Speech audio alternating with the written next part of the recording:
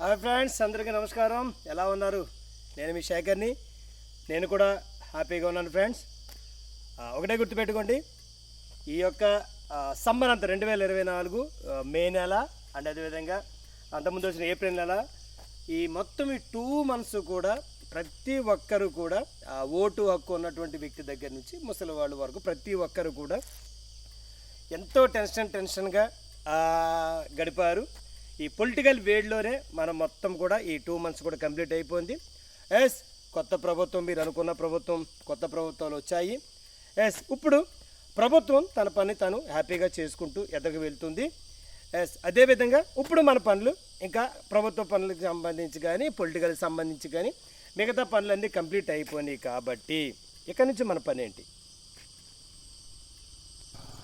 ఇక నుంచి మన పని ఏంటో తెలుసు కదా. ఎస్, కొత్త అకాడమిక్ ఇయర్లోకి మనం ఎంటర్ అవ్వాలి. 10th class చదివిన స్టూడెంట్స్ ఇంటర్మీడియట్లోకి, ఇంటర్మీడియట్ ఫస్ట్ ఇయర్ చదివిన స్టూడెంట్స్ సెకండ్ ఇయర్లోకి, సెకండ్ ఇయర్ ఇంటర్మీడియట్ కంప్లీట్ అయిపోయిన స్టూడెంట్స్ డిగ్రీలోకి, డిగ్రీ అయిన వాళ్ళు పీజీలోకి, పీజీ అయిన వాళ్ళకి ఫర్దర్గా అంటే ఫర్దర్ స్టడీస్కి వెళ్ళడానికి మనకి అవకాశం అనేది ఇప్పుడు ఈ జూన్ మంత్లో ఉంటుంది. ఎస్, 4-5 కాలేజీలు చెక్ చేయండి. మంచి కాలేజీని ఎన్నుకోండి. మంచి కాలేజీలో మంచి సీట్ అనేది మీరు అందరూ కూడా సీట్లు పొందండి. మంచి కాలేజీలో హ్యాపీగా చదువుకోండి. ఇక అన్ని వదిలేండి, అన్ని విషయాలు వదిలేండి. యాజ్ మూలం పెట్టేసినటువంటి బ్యాగులు బయటికి తీయండి, దులపండి. చెరిగిపోతే కొత్త బ్యాగులు కొనుక్కోండి, పెన్నులు కొనండి, బుక్స్ కొనండి.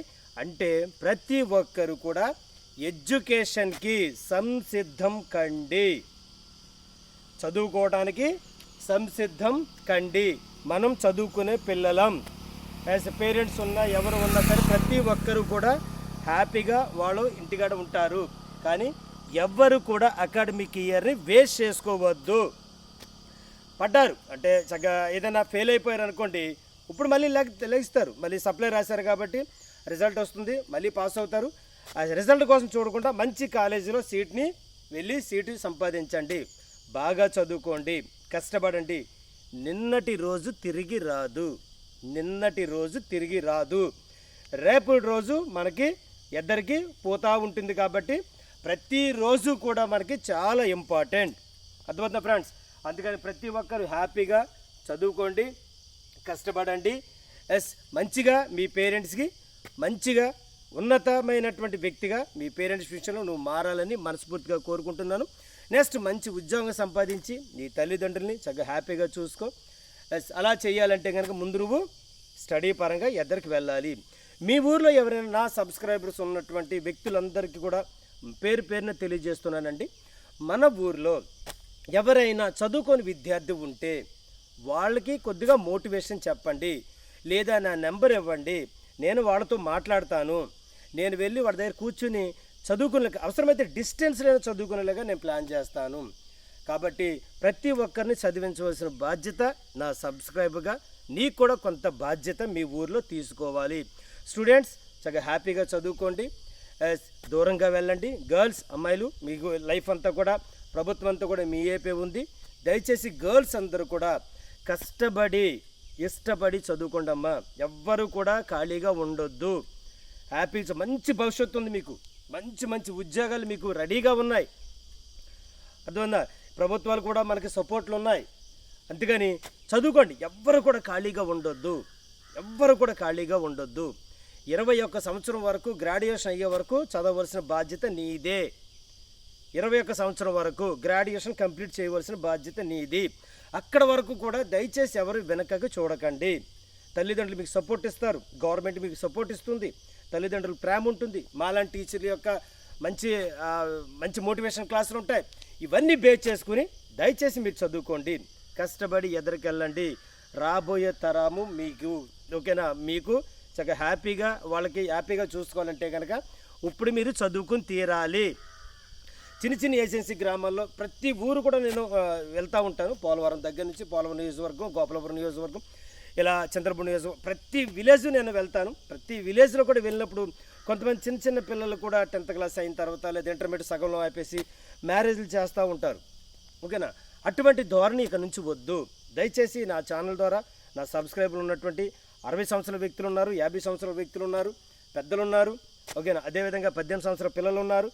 మీ అందరికీ తెలియజేస్తున్నాను, దయచేసి ప్రతి ఒక్కరూ కష్టపడి చదువుకోవటానికి మోటివేషన్ ఇవ్వండి. మీ ఊర్లో ఉన్న వ్యక్తులందరికీ చదువే వాడి భవిష్యత్తు, చదువే.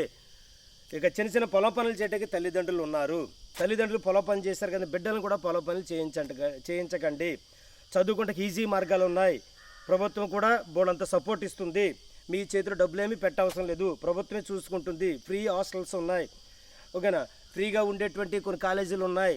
లేదంటే అమ్మఒళ్ళు కానీ వచ్చేటువంటి డబ్బులు తీసుకుని చదివించేటువంటి అమ్మ వందనం కానీ ఈ అమ్మాయి వచ్చేటువంటి కొన్ని చదివించేటువంటి కాలేజీలు ఉన్నాయి. ప్రతి చోటకి వెళ్ళండి, అన్ని కాలేజీలు చూడండి, మంచి కాలేజీలో పిల్లల్ని జాయిన్ చేయండి. దయచేసి ఉద్యోగం వచ్చే వరకు విశ్రమించకండి, కష్టపడి చదువుకోండి. ఇది మీ భవిష్యత్తుకి పునాది లాంటిది, ఓకేనా. 10th అయిన వాళ్ళు కానీ, ఇంటర్ అయిన వాళ్ళు కానీ, డిగ్రీ అయిన వాళ్ళు కానీ చెప్పాను కదా, తీయండి బ్యాగు, తీయండి పెన్ను, కొనండి పుస్తకాలు, వెళ్ళండి కాలేజీకి, చదువుకోండి, హ్యాపీగా సాధించండి మంచి ఉద్యోగం. ఓకే ఫ్రెండ్స్, మీ అందరికి పేరు తెలియజేస్తాను. మంచి ఉద్యోగం వచ్చే వరకు విశ్రమించకండి. ఎస్, తల్లిదండ్రులు కష్టపెట్టకండి, ఊర్లో మంచి పేరు వచ్చేలా చేయండి. సప్లై రాసిన వాళ్ళు కూడా రిజల్ట్ కూడా చూడకండి, నువ్వు కంపల్సరీ పాస్ అవుతావు, పాస్ అయితే తీరుతావు. వెళ్ళు, కాలేజీలు అంటే కాలేజ్, స్కూల్ అంటే స్కూల్, ఎక్కడంటే అక్కడ వెళ్ళిపోయి ముందు జాయిన్ అయిపో. ఫెయిల్ అయితే కనుక అన్ని తీసుకున్నాక వచ్చాయి, పాస్ అయితే కనుక కంటిన్యూ అయిపో, ఓకేనా. ఎస్, కాబట్టి అది వచ్చేదాకా కూర్చోవాలి, రిజల్ట్ వచ్చేదాకా కూర్చోవాలని చెప్పి ఇంటికాడ చిన్న పనులు చేసుకుంటూ పొలం పనులు అవి చేయకు, అవి చేయటానికి అమ్మ నాన్నలు ఉన్నారు. దయచేసి అటువంటి ఆటలో నువ్వు వెళ్ళకు, చదువుకునే బిడ్డవి, కష్టపడి చదువుకోండి.